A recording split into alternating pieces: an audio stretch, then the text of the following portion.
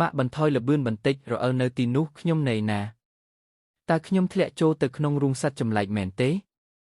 កែវធំម្លេះ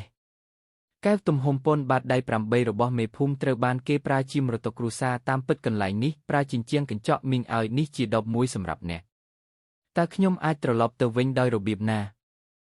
ខ្ញុំកំពុងរងចាំបន្លែព្រៃឆ្អិនមីងក្រុមការងារកំពុងស្វែងរកក្រុមតារាសម្ដែងអាហារថ្ងៃត្រង់មួយប្រអប់ក្នុងតម្លៃ80 យួនក្នុងមួយថ្ងៃតើអ្នកចង់មកទេ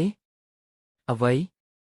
ក្រុមតារាសម្ដែងវាគ្រាន់តែជាការសម្ដែងប៉ុណ្ណោះគ្រាន់តែដេកនៅទីនោះហើយធ្វើពុតជាស្លាប់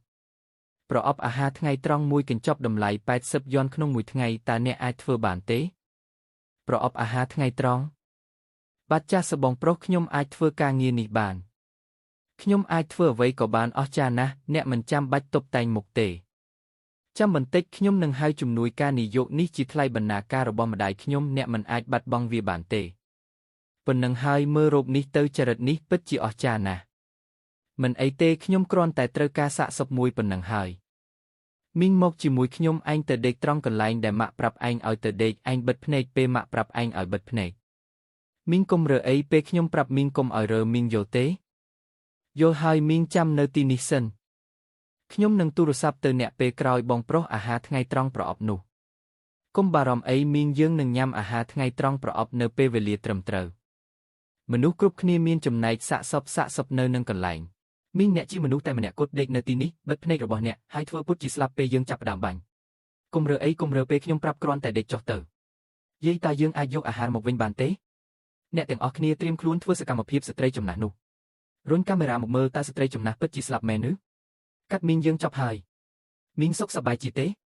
ភ្ញាក់ឡើងយើងរួចរាល់ហើយខ្ញុំដេកចុះអស់ជាច្រើនម៉ោងហើយ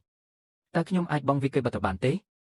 មីងបើឯងដេកយូរជាងនេះវាមិនរាប់បញ្ចូលទេមីងតើអ្នកណាបង្រៀនឯងឲ្យធ្វើពុតជាស្លាប់ខ្ញុំបានអនុវត្តហើយអ្នកទាំងអស់គ្នាតោះញ៉ាំអាហារថ្ងៃត្រង់ប្រអប់តើនេះសម្រាប់អ្នកស្លាប់ទេនេះសម្រាប់មនុស្សរស់លៀនហួរខ្ញុំចាក់ចេញហើយខ្ញុំនឹងក្លាយជាបុរសរបស់អ្នកនៅជាតិក្រោយខ្ញុំនឹងអនុញ្ញាតឲ្យអ្នករស់នៅជីវិតដ៏ល្អអាហារថ្ងៃត្រង់ប្រអប់នេះអន់ណាស់សាច់មានខ្លាញ់ពេកខ្ញុំបានកំងយកទៅញ៉ាំខាងក្រៅខ្ញុំនឹងបោះវាចោលមីងតាមីងនៅចង់បានអាហារថ្ងៃត្រង់ប្រអប់នេះទេ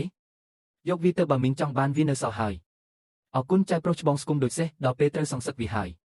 ចៅស្រីទី2តែងតែស្រែកថាឈឺពោះនោះមានន័យថានាងឃ្លានចៅស្រីទី3មានអាយុត្រឹមតែ2ឆ្នាំប៉ុណ្ណោះហើយចៅប្រុសអាយុ1ឆ្នាំមិនទាន់បានភ្លក់សាច់នៅឡើយទេបិទភ្នែករបស់អ្នករួចរាល់ហើយជុតបន្ទាប់វាគឺ80 សេនក្នុងមួយថ្ងៃលុយច្រើនណាស់ស្កេនលេខកូដមីងឲ្យស្កេនលេខកូដទៅ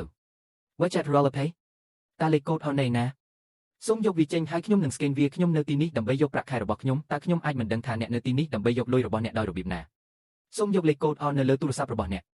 កខ្ញុំនឹងស្កេនវាហើយឲ្យលុយអ្នកខ្ញុំមិនមានទូរស័ព្ទនោះទេហេតុអ្វីបានជាអ្នកធ្វើការបើអ្នកមិនមានទូរស័ព្ទតើអ្នកណានឹងឲ្យលុយអ្នកឥឡូវនេះសូមមេត្តាខ្ញុំសូមអង្វរអ្នកខ្ញុំពិតជាមិនមានទូរស័ព្ទនោះទេខ្ញុំគ្រាន់តែចង់បានលុយសុទ្ធប៉ុណ្ណោះចាំបន្តិច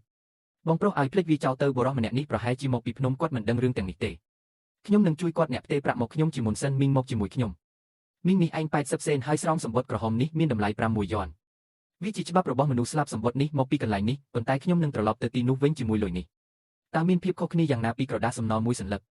បងប្រុសខ្ញុំមិនចង់បានលុយនេះទេខ្ញុំចង់បានក្រដាសស្ពាន់ក្រដាសមូលមានរុនការ៉េមួយនៅចំកណ្ដាលតើមីងនេះទើបតែចេញពីភ្នំមែនទេតើគាត់ជាអ្នកធ្វើដំណើរមែនទេ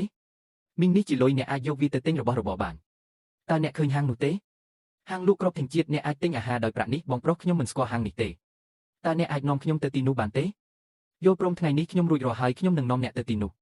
តើលោកចង់ទិញអ្វីលោកម្ចាស់វាមានតម្លៃ85 យួនខ្ញុំចង់ទិញមីជាមួយប្រេងគ្រាន់តែរាប់វាចុះ2.5 យួនសម្រាប់អង្ករមួយកំប៉ុងអ្នកអាចទិញអង្ករ32កំប៉ុងក្នុងតម្លៃ80 យួនតម្លៃដូចគ្នាសម្រាប់មីអង្ករ32កាតូគាត់ចង់បានអង្ករ20កាតូសម្រាប់អង្ករ1កាតូប្រសិនបើអ្នកជួបគ្រោះមហន្តរាយអ្នកនឹងទទួលបានអង្ករ30កាតូអង្ករ80កាតូលិកអាចមានអង្ករច្រើនបំផុត4កាតូលិកអ្នកអាចទិញអង្ករ32កាតូលិកក្នុងតម្លៃ80 យួនខ្ញុំចង់ទិញអង្ករមីនិងអំបិលតើអំបិលតម្លៃប៉ុន្មាន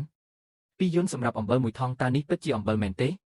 េជាការពិតណាស់វាជាអំបិលខ្ញុំចង់បាន2ថង់ប្រេងណែណា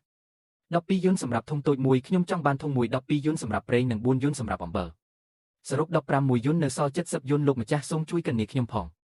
ខ្ញុំចង់បានមី5ដុំនៅសល់នឹងត្រូវជំនួសដោយអង្ករលោកម្ចាស់នេះក៏ជាអំបិលដែរនោះជាស្ករ3 យួនក្នុង1ថង់ខ្ញុំចង់បាន2ថង់លុយសំរុំណាស់ខ្ញុំធ្លាប់ឃើញស្ករមួយប្រភេទដែលមន្ត្រីម្នាក់និយាយថាគួរឲ្យបរិភោគវាមិនស្អាតដូចស្ករនៅពីមុខខ្ញុំទេ